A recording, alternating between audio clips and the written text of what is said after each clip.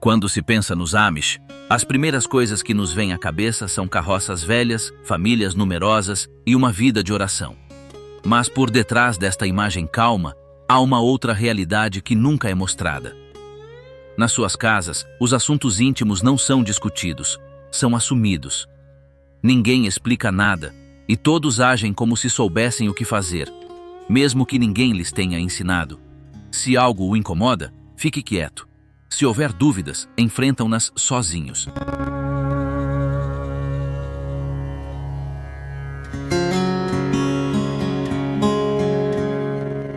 As relações constroem-se sem orientação. O desejo é posto de lado e a emoção não tem lugar. Tudo parece funcionar, mas o que não é dito acaba por marcar tudo. Este documentário não tem a intenção de suavizar ou julgar. Ela só revelará o que esteve escondido durante gerações. O que acontece ao desejo num mundo onde o sentimento está deslocado? Bem-vindo a Mundari. Hoje vou mostrar-vos. Vamos começar.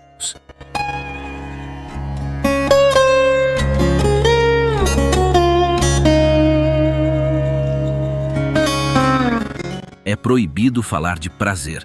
Na maioria das comunidades Amish, a ideia de que o sexo pode ter algo a ver com prazer simplesmente não é mencionada.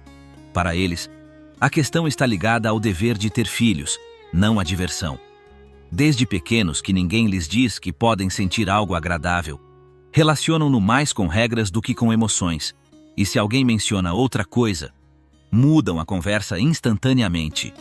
Os casais, depois de se casarem, fazem o que deve acontecer. Tocam-se porque é a coisa certa a fazer, não porque querem. Uns fazem-no sem pensar muito, outros hesitam, mas mesmo assim fazem-no. O que sentem não é discutido. Ninguém pergunta se o outro está bem. Ninguém diz se algo os incomoda. O físico é feito em silêncio. E o silêncio também é mantido depois. As mulheres vivem-no com mais incerteza. Muitos não compreendem se o que sentem é permitido ou não. Uns acreditam que é pecado sentir prazer. Outros nem sabem que ele existe. Apenas sabem que precisam de estar disponíveis. Se têm medo ou não gostam, não dizem. Enfrentam-no sozinhos, da melhor maneira possível. Os homens repetem por vezes o que sabiam na sua juventude livre, mas nunca o avaliam, apenas o copiam. Pensam que a conformidade significa seguir o que aprenderam na prática, sem considerar o que a outra parte experiencia. A ideia de que ambos se podem expressar ou mudar algo não existe. Ninguém lhes ensinou isso. Entre os casados, há aqueles que se distanciam. Não é que se rejeitem, é que não se entendem, não se olham, não se acariciam fora do ato físico e, quando tudo acaba, retomam as suas tarefas como se nada tivesse acontecido, como se isso fosse normal. Em algumas casas, as pessoas tentam evitar o contato. A mulher diz que não se sente bem, o homem vai dormir cedo. Não há queixas, apenas separação, porque admitir que algo está errado seria entrar em território que todos evitam. Quando uma mulher se atreve a dizer que não quer continuar, há um alvoroço. Não porque o marido fique chateado, mas porque não é dito. O bispo pode envolver-se, comenta a família. E é tudo uma questão de manter a estrutura, não de perceber o que se está a passar. Mencionar o prazer é visto como algo impuro, como um luxo que não se coaduna com o seu modo de vida. É por isso que nem se fala sobre o assunto.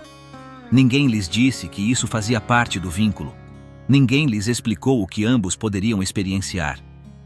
Assim, fazem-no sem esperar nada e continuam do mesmo jeito. Porque neste ambiente não é ensinado a sentir, apenas a obedecer.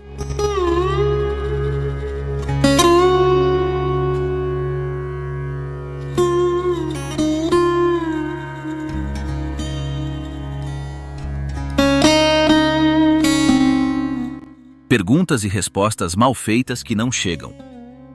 Os tópicos íntimos não são ensinados, são intuídos.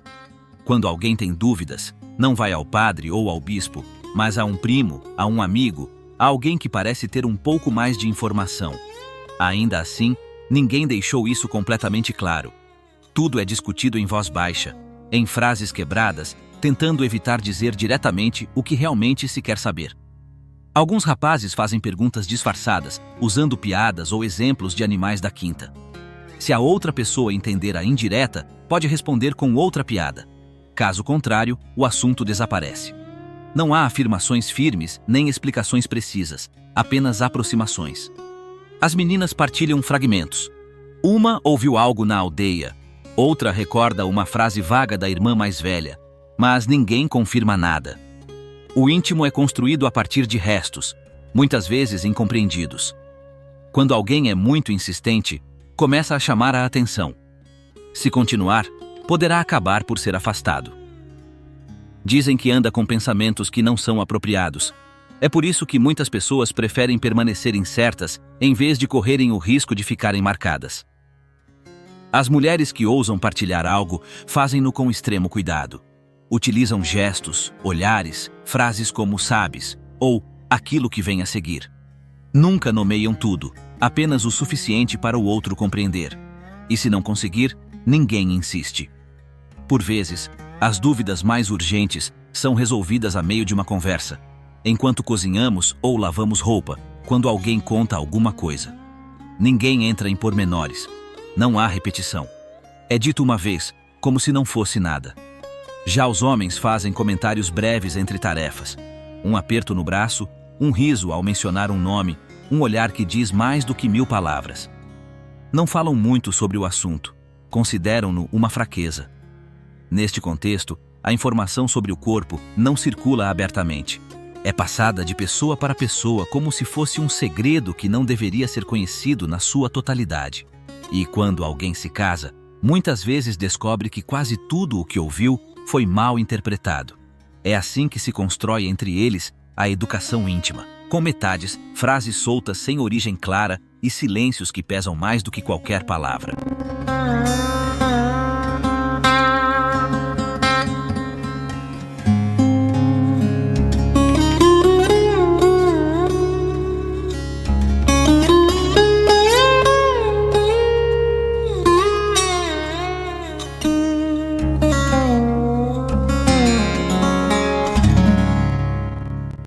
A privacidade é ocultada se houver testemunhas. Em muitos lares Amish, a chegada de um visitante altera completamente a rotina. As conversas são suavizadas, os gestos são moderados e as tarefas são executadas com uma ordem exagerada. Mas o mais evidente é como desaparece qualquer vestígio de intimidade. O pouco que já estava escondido em dias normais, agora está ainda mais escondido. Se familiares ou conhecidos dormirem debaixo do mesmo teto, o casal evita qualquer contato. Não se tocam, nem se olham. Partilham uma mesa, rezam e dividem tarefas, mas sem um único gesto que sugira um vínculo próximo. Não é vergonha, é hábito. Ninguém deve reparar no que acontece entre eles. Quando a visita dura vários dias, tudo é ajustado. O controlo aumenta, as regras tornam-se mais rígidas e os espaços privados desaparecem. Por vezes acaba por dormir noutro quarto, no celeiro ou na sala de estar. A proximidade cessa sem que seja necessário dizê-lo. Mas todos compreendem. As mulheres ajustam as suas roupas, movimentam-se com mais cautela e evitam levantar a voz. Os homens ajustam os pormenores, não riem alto e nem sequer estão sozinhos com as suas mulheres. Nesses dias, o íntimo é apagado do mapa. Ele age como se não existisse. Alguns casais aproveitam esta pausa para se distanciarem. Se já existiam tensões, a presença de outros serve de desculpa para se evitarem. Outros sofrem com isso. Gostariam de partilhar um momento, mas não sabem como pedir sem quebrar o silêncio que a visita impõe. E quando finalmente se vão embora, a rotina regressa, embora nem sempre a mesma. Por vezes, o contato físico parece forçado, como se tivessem de recomeçar.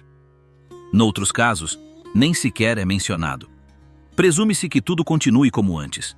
O impressionante é que ninguém ensina este comportamento. Não há instruções escritas sobre o que fazer quando há convidados. Mas toda a gente assimila rápido. Observam-no desde pequenos, imitam-no quando adolescentes e aplicam-no quando adultos sem questionar. Porque neste contexto, o íntimo nunca é exposto, nem dentro da própria casa.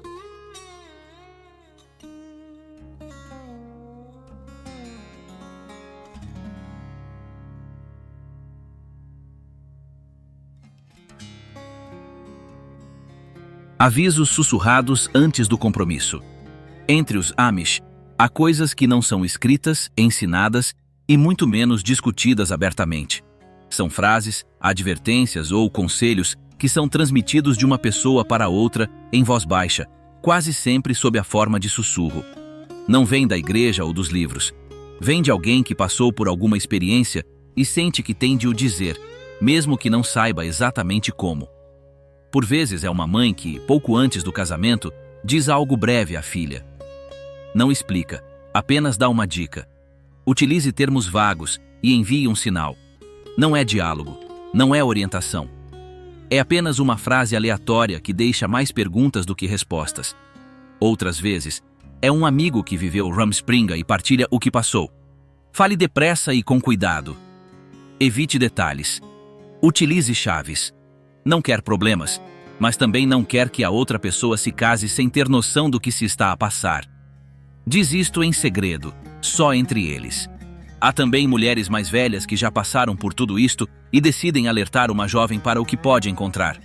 Não oferecem orientação clara. Só mencionam aquilo que ninguém os avisou. Falam em tom baixo, quase sem olhar para cima. É a forma de prevenir, mesmo sabendo que isso não muda nada. Mas estas frases não se repetem. Ninguém os reafirma. Se alguém quiser retomar o assunto, a outra parte muda de assunto. É feito como se nada tivesse sido dito. Porque naquele ambiente, falar demais pode ser interpretado como quebrar as regras. Por vezes estas palavras chegam tarde demais. Outros geram mais dúvidas do que certezas. Mas, para muitos, é tudo o que recebem antes de entrarem numa vida que não compreendem completamente. Não explicam nada, mas servem como ponto de partida. Mesmo que não levem a lado nenhum. O problema é que, como não há com quem falar sobre o assunto, o que foi ouvido continua a ser o mesmo. Não esclarece, não ajusta, não melhora. Isto repete-se na sua mente, uma e outra vez, sem que saiba se é verdade. E cada um faz o que pode com isso. Porque na comunidade Amish, por vezes tudo o que alguém tem antes de começar uma nova vida é uma frase breve, dita de passagem, e nada mais.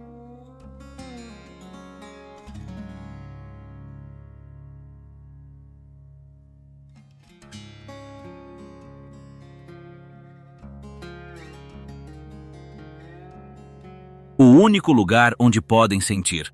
Em cada lar, Amish existe um canto onde as crianças se escondem durante alguns minutos. Não é um local proibido, mas também não é comum. Pode ser o celeiro, uma divisão vazia ou uma parte da cave. É aqui que muitos adolescentes começam a explorar os seus sentimentos sem que ninguém esteja a olhar. Não o fazem por rebelião, fazem-no porque não tem outro lugar para o fazer. O dia inteiro é cheio de obrigações. É preciso cortar lenha, tirar leite, costurar, carregar baldes, cozer pão. Tudo é feito em grupo, tudo é supervisionado. É por isso que estes breves momentos de solidão se tornam preciosos. Naquele canto, podem finalmente pensar sobre o que lhes está a acontecer. Não dizem, mas pode dizer-se que algo está a começar a mover-se. Alguns aproveitam este momento para se tocarem, para reconhecerem o seu corpo sem medo. Não sabem se está errado, mas não têm ninguém a quem perguntar. Eles não o nomeiam. Apenas o fazem de forma rápida e silenciosa, como algo que depois é apagado. Outros limitam-se a sentar-se e a refletir, recordando o que sentiram quando alguém olhou para eles de forma diferente ou quando viram algo no campo que lhes despertou a curiosidade. Ninguém fala sobre estes espaços. Não são mencionados na casa. Para os adultos, não existem. Mas todos por lá passaram. Toda a gente tinha aquele cantinho secreto, onde começou a perceber que há coisas que não são ensinadas, mas que mesmo assim são sentidas. É um lugar pequeno, mas torna-se transcendente. Com o passar dos anos, este canto foi sendo abandonado. Volta a ser o que era: um armazém, uma escada, um recanto esquecido. Já não é necessário, pois tudo o que é íntimo entra na rotina.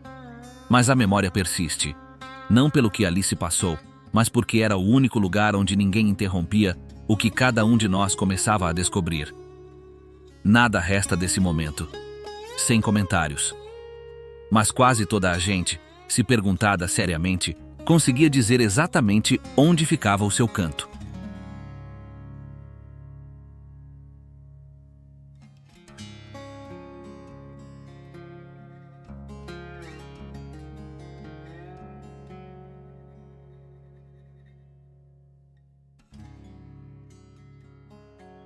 Vestir-se como forma de controlo. Desde cedo, os Amish aprendem que vestir-se não é apenas cobrir-se, mas mostrar que fazem parte do grupo. Cada peça de roupa tem a sua razão de ser. As saias, os chapéus, os suspensórios, tudo segue uma ordem. Mas para além disso, a roupa também define o que se pode fazer com o corpo e o que não se pode. As mulheres devem usar vestidos compridos e aventais que cubram o pescoço. Não há decotes baixos, mangas curtas ou tecidos apertados. Tudo é solto, sem contorno. Se alguém se move de forma diferente ou anda mais livremente, os olhares surgem rapidamente. A ideia é evitar qualquer atenção, nem com o corpo, nem com gestos. Os homens também têm regras claras. Nada de t-shirts justas ou calças modernas. As roupas devem ser funcionais e discretas. Se alguém pensa em algo diferente, os comentários não tardam a chegar. A voz não é elevada, mas as expressões ou frases subtis dizem tudo. Por detrás destas roupas, muitos sentem que não há espaço para atrair ou sentir-se desejados. As meninas não se vestem para agradar, mas para se apresentarem. Os rapazes não procuram destacar-se, apenas se encaixar. O desejo é armazenado entre botões, fechos e tecidos grossos. Durante a Rumspringa, alguns experimentam outras roupas. Usam jeans, t-shirts e vestidos bem torneados. Não o mencionam em casa. Fazem-no lá fora, secretamente, quando ninguém está a ver. No início sentem-se desconfortáveis, depois um pouco mais solto. Mas quando regressa, tudo está salvo. As novas peles e os habituais regressos ao corpo. Ninguém diz como é que as roupas afetam a intimidade. Não se diz que ela também extingue o desejo ou cria distância. Mas acontece. Ela não só cobre, ela também limita. E embora possa parecer um pormenor menor, para muitos torna-se mais uma forma de delinear o que se pode sentir. Quando alguém tira a roupa pela última vez, nem sempre é por rebeldia. Às vezes, só quer experimentar o que é estar no seu próprio corpo, sem tantas regras a pairar sobre si.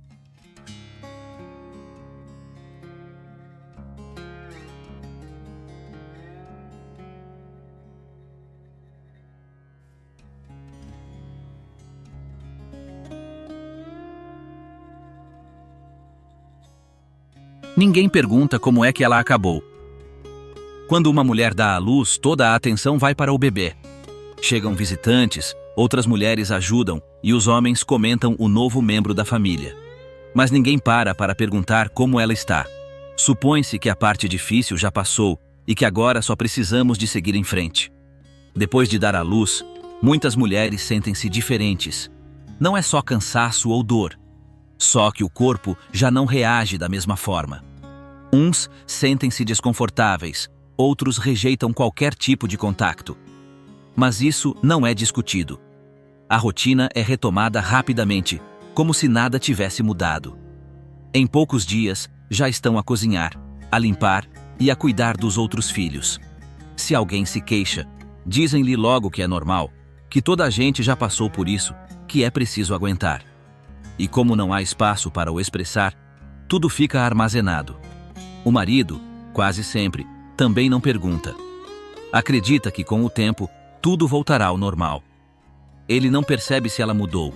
E se reparar, assuma que isto vai passar. Não é falta de afeto. Nunca aprendeu a olhar mais além. Algumas mulheres acham que se estabelecerem limites, ficarão mal vistas. Outros tentam, mas não conseguem encontrar uma forma de o dizer. Assim, o que sente não tem forma.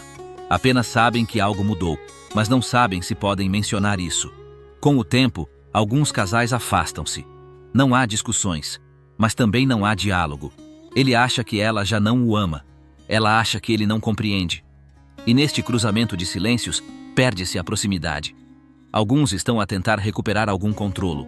Reorganizam a rotina, pedem mais espaço, conversam com um amigo que está a passar pelo mesmo. Não procuram soluções mágicas. Apenas um pequeno alívio, mesmo que seja em silêncio.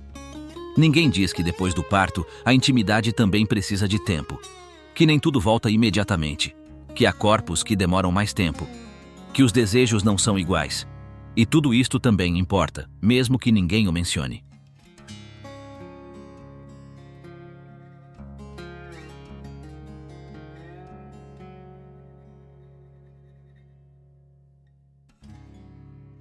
O corpo muda, mas ninguém lhe dá nome.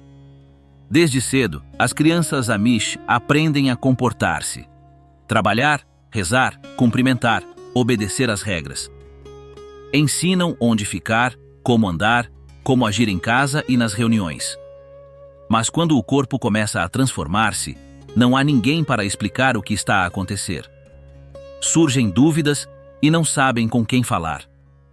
Um adolescente que começa a notar mudanças age como se nada estivesse a acontecer. Se sentir algo estranho, ouvir algo novo, guarde para si. Por vezes compara-o com o que percebe noutra pessoa, se ousa comentar sobre isso.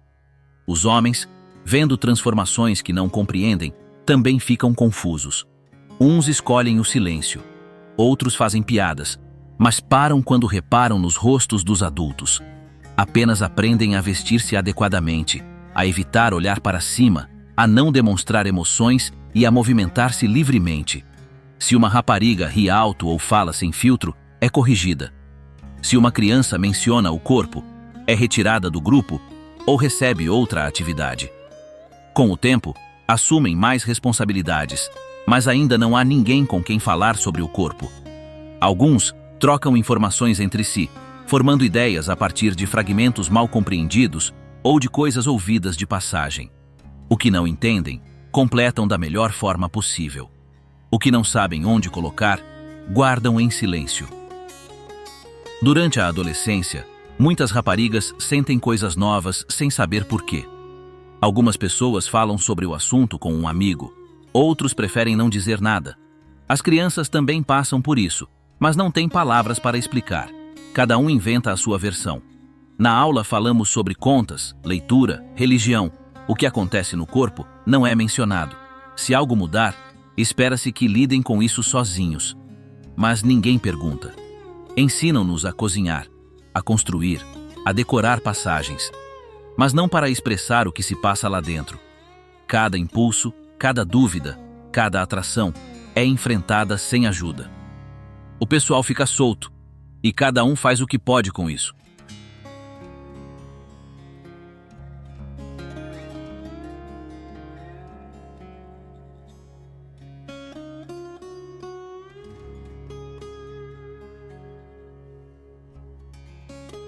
Silenciar os danos para manter a imagem.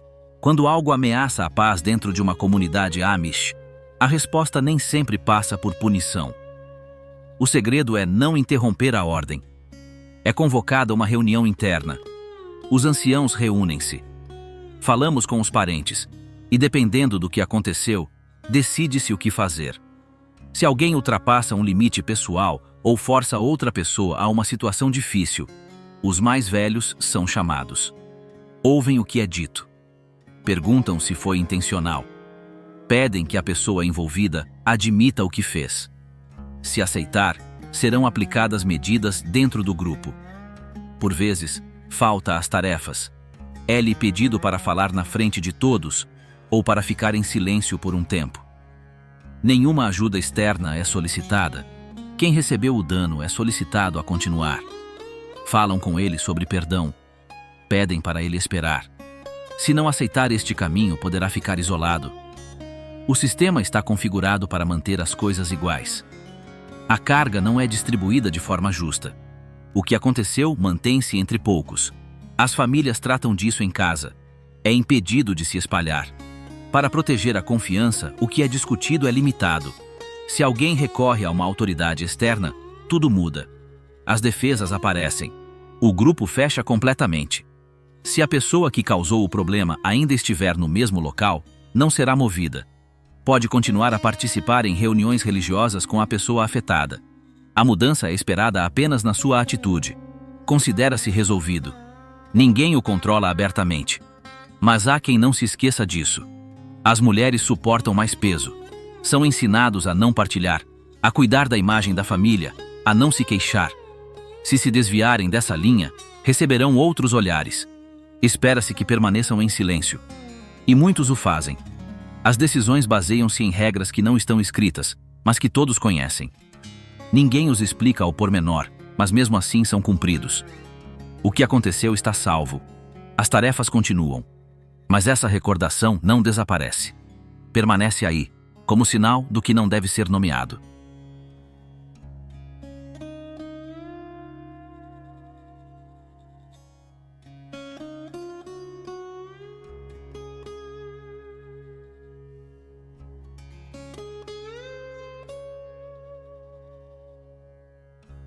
A pressão silenciosa de não sermos pais. Na vida Amish, ter filhos não é uma escolha, é quase um dever. Espera-se que cada casal forme uma família numerosa. E quando isso não acontece, ninguém fala em voz alta, mas toda a gente repara. A chegada de um bebê faz parte da viagem. Se isso não acontecer, tudo começa a parecer deslocado.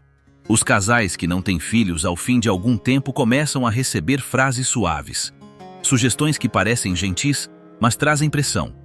Comentários sobre a paciência, sobre a confiança. A aparência muda. As visitas são repletas de dicas. Tudo se torna estranho, mesmo que ninguém o diga diretamente. As mulheres suportam mais peso. Mesmo que ninguém os acuse, muitos sentem-se culpados. Uns tentam ocupar outros espaços. Ajudam os sobrinhos, colaboram noutras casas e dedicam-se integralmente às tarefas do grupo. Mas o vazio é perceptível. A ausência está lá. Os homens também percebem isso. Ser pai dá crescimento dentro do grupo. Os que não são, ficam de fora. Têm menos opiniões. Não são chamados para decisões importantes. Perdem presença, mas não comentam isso. Eles simplesmente vão embora. Alguns casais procuram respostas fora. Vão para outras cidades. Eles perguntam silenciosamente. Tentam o que alguém lhes aconselhou, mas não contam o que fazem. Têm medo de parecer desafiadores, como se questionassem o que se espera deles. Quando não obtêm resultados, tudo arrefece. O íntimo muda. As conversas sobre o futuro estão a ficar mais curtas. O relacionamento assume um ritmo diferente.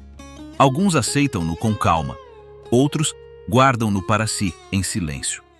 Nos grupos de mulheres, o tema central é o parto, os bebés e as receitas para recém-nascidos. As que não são mães ficam de fora. Não os excluem, mas também não tem ninguém com quem falar sobre o que não vivenciaram.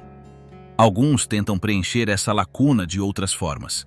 Cuidam dos idosos, ensinam as crianças e organizam tudo o que é necessário. Os seus esforços são reconhecidos, mas sabem que algo está em falta. E quando alguém pergunta sobre as crianças que nunca chegaram, respondem com uma frase curta: para não partir o que já está construído.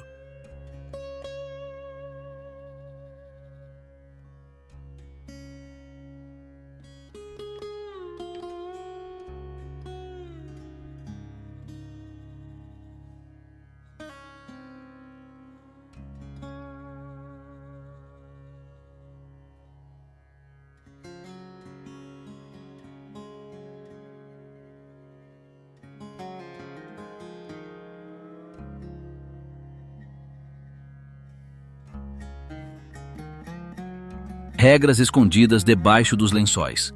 Na vida cotidiana, tudo o que faz é regido por regras. Não apenas tarefas ou orações, mas também o que acontece na cama. Embora não esteja escrito em nenhum texto, existe uma forma correta de agir. Mesmo na intimidade, há uma forma que é esperada. Ninguém explica, mas todos compreendem. É preciso cumprir, sem fugir ao que está estabelecido. Em muitos lares, o tempo físico entre casais torna-se apenas mais uma rotina. Não há qualquer conversa sobre o que é gostado ou não. É feito porque é necessário. Se alguém propõe uma mudança, isso cria desconforto. Se sugere algo diferente, é desconcertante. O habitual dá paz de espírito. O novo parece um risco desnecessário. Alguns homens agem como se soubessem o que estão a fazer, mas nunca perguntam se está tudo bem. Repetem o que acham apropriado. As mulheres muitas vezes simplesmente acompanham. Não porque queiram, mas porque não conhecem outra opção. Não há espaço para dizer assim não ou preferia diferente. Se não é dito, não existe. Em várias comunidades, existem regras que proíbem determinados gestos ou posturas. São vistas como impróprias. Se alguém tentar algo do gênero, pode ser mal visto. Não importa se foi em privado. Se for comentado, pesa. Não há espaços onde se possa aprender. Ninguém lhe ensina como ter um relacionamento confortável. O corporal é entendido como um dever, não como algo partilhado ou consciente. Um caminho é repetido porque é aceite, não porque funciona. Algumas mulheres comentam discretamente que sentem que falta algo. Eles gostariam de poder dizer isso, mas não sabem como iniciar essa conversa. E como os homens também não levantam a questão, o assunto fica ali, a circular, sem resposta. Na igreja, este assunto não é tocado. O respeito, as obrigações, a família são mencionados, mas nunca aborda o que acontece quando duas pessoas partilham a cama todos os dias sem sentir uma verdadeira ligação. Não há orientação. Ninguém ouve. Existe apenas a ideia de que tudo ficará bem se as coisas forem feitas como habitualmente. Com o passar do tempo, o exercício físico torna-se apenas mais uma rotina. Algo que é feito, realizado e esquecido. O interesse desaparece. A proximidade torna-se um gesto mecânico. Ninguém o diz, mas ambos percebem. E assim, sem protestos ou gritos, as regras não escritas continuam a prevalecer. Mesmo onde deveria haver liberdade, prevalece o "é assim que deve ser". E o que deveria unir acaba por ser mais uma parte do costume.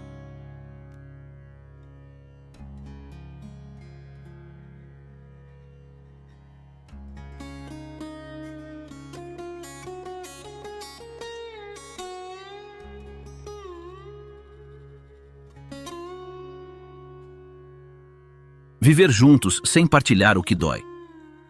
Ao longo dos anos, a vida de casal entre os Amish continua funcional. As crianças são criadas, a terra é trabalhada, a comida é preparada, a limpeza é feita, as orações são feitas. Tudo gira em torno do trabalho. O que é sentido não desaparece, mas permanece armazenado. Ninguém o menciona. Ele simplesmente mantém-se. Há casamentos que duram décadas sem que se diga uma palavra de carinho um ao outro. Não é que não se amem. É que aprenderam a exprimi-lo com fatos. Ela prepara a comida. Ele repara o que está estragado. Eles estão lá. E isso é suficiente. Embora por vezes não seja suficiente. Muitas mulheres passam os dias ocupadas sem sentir que alguém as ouve. Fazem tudo. Criam, arranjam, cuidam da casa. Mas por dentro, sentem um vazio a que não sabem como chamar. Encaram isso como parte do seu papel. E eles carregam isso sozinhos, da melhor forma que conseguem. Os homens também não têm vida mais fácil. Sentem que devem isso a si mesmos sem reclamar.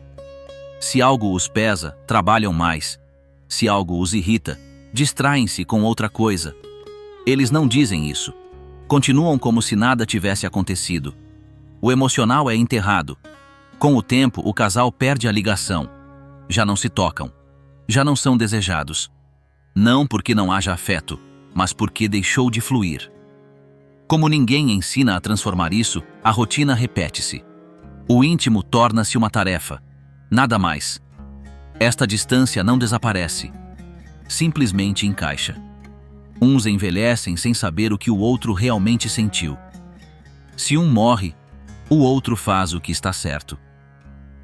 Ela chora, diz adeus, mas fica com perguntas que nunca fez. E não há mais ninguém a quem pedir isso. Por vezes, o que não é dito é sentido no corpo. Dor inexplicável, exaustão constante, mau humor sem causa. Vão ao médico. Eles rezam mais, mas ninguém considera que talvez seja por tudo o que transportam lá dentro. Com o tempo, o silêncio passa a fazer parte do seu modo de ser. As emoções não desaparecem. Eles escondem-se. misturam-se às rotinas e ficam lá dentro, como se fizessem parte da personalidade, para sempre.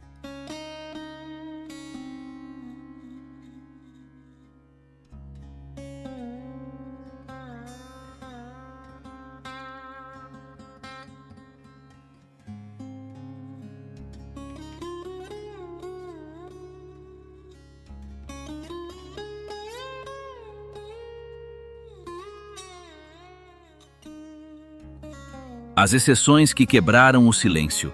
No mundo Amish, havia pessoas que ousavam falar.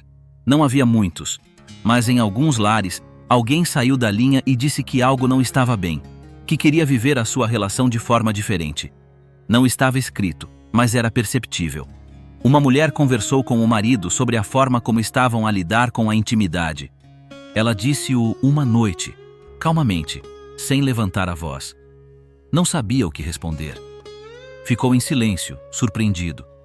Mas a partir daí, tudo começou a mudar. O vínculo não foi quebrado, mas a forma de nos ouvirmos um ao outro foi transformada. Noutras famílias, alguém ia ter com o bispo. Não era para acusar, mas para expressar que o casamento não estava a resultar. Esse carinho não foi suficiente. Por vezes, recebiam compreensão, às vezes não. Mas o hábito de fingir que estava tudo bem continuava quebrado. Durante o Rumspringa, alguns jovens descobriram outra forma de falar sobre o corpo, o desejo e o afeto. Alguns regressaram. Outros decidiram não regressar. Aqueles que partiram sabiam que o que era sempre mantido em silêncio lá dentro era dito lá fora. E também compreenderam que não queriam seguir mais essas regras. Uma mulher optou por ficar sozinha. Não porque alguém a quisesse, mas porque não queria continuar a viver daquela forma. Manteve a sua rotina, trabalhou, compareceu às reuniões, cumpriu os seus deveres como sempre, mas sem parceiro. Olharam-na estranhamente. Foi dito, mas ninguém lhe disse nada diretamente. Houve também pais que ousaram falar com os filhos sobre o corpo. Sem livros, sem complicações. Referiram apenas o essencial. Não houve punição. Ninguém os expulsou. Mas desde então, passaram a ser vistos de forma diferente. Essas coisas não são mencionadas em público, não aparecem nas orações nem são discutidos nas reuniões, mas ficam em gestos, em frases individuais, em momentos que rompem com o costume. Fazer algo diferente não muda tudo. Por vezes, isso deixa a pessoa mais sozinha, mais confusa, mas também abre um caminho. Uma frase pode marcar um antes e um depois. Uma reclamação dita sem receio pode deixar algo novo. Cada vez que alguém diz o que sempre foi evitado, abre-se uma fenda. Entra um pouco de ar por ali, não destruir tudo, só para que alguém um dia também possa respirar.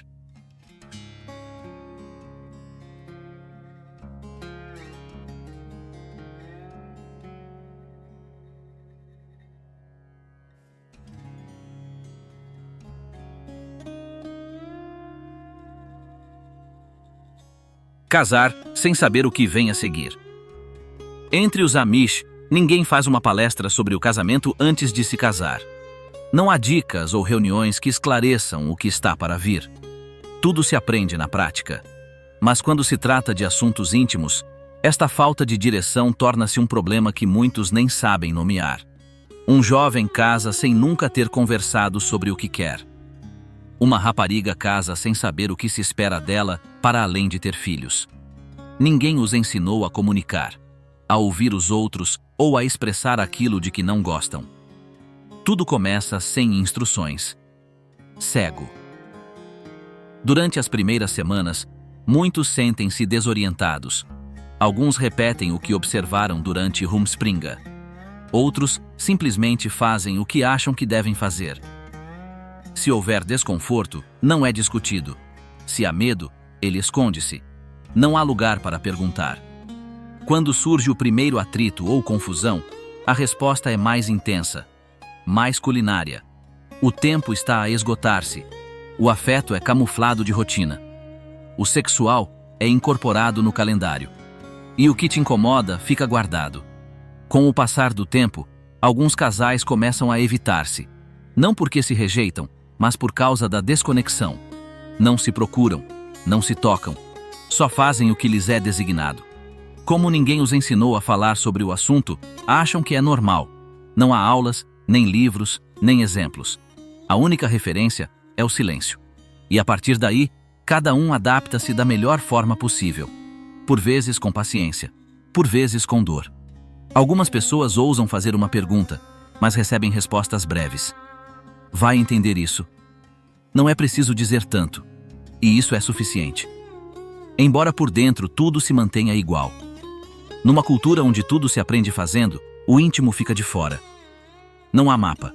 Não há palavras. Apenas ensaio. E erro. E quando um dos dois já não aguenta mais, por vezes distanciam-se sem ir embora. Continuam sob o mesmo teto, mas já não se veem da mesma maneira. Porque ninguém lhes ensinou que também eles precisam de aprender a amar-se. Não apenas para cumprir. A vida sexual entre os Amish baseia-se em normas rígidas, comportamentos repetidos e papéis familiares bem definidos. Desde a adolescência, os jovens aprendem sobre o corpo, o afeto e a intimidade não através da educação formal, mas através da observação silenciosa dentro de casa e da comunidade. Mais de 90% das comunidades Amish não incluem qualquer tipo de educação sexual explícita nas suas escolas ou ambientes religiosos. O sexo é entendido como parte do casamento, não como um espaço de expressão pessoal. O íntimo é incorporado na rotina com um forte sentido de dever. As relações sexuais entre cônjuges seguem, geralmente, um padrão cíclico e previsível, raramente influenciado pelo desejo espontâneo. O principal objetivo é a procriação. Não é por acaso que muitas famílias Amish têm entre 8 e 12 filhos, e, em alguns casos, até 15. Esta elevada taxa de natalidade está diretamente relacionada com a visão religiosa que considera a fertilidade uma bênção divina e uma responsabilidade partilhada. Dentro de casa, as demonstrações de afeto são feitas com reserva. As carícias, os abraços ou os gestos românticos não costumam ser feitos à frente de outras pessoas, nem mesmo de crianças.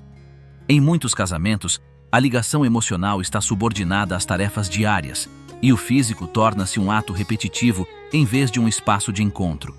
Em muitas comunidades, certas práticas íntimas são mesmo desencorajadas por serem impróprias, mesmo que não existam regras escritas que as proíbam. A falta de diálogo direto sobre estas questões deixa muitos casais confusos ou frustrados, sem as ferramentas para os resolver.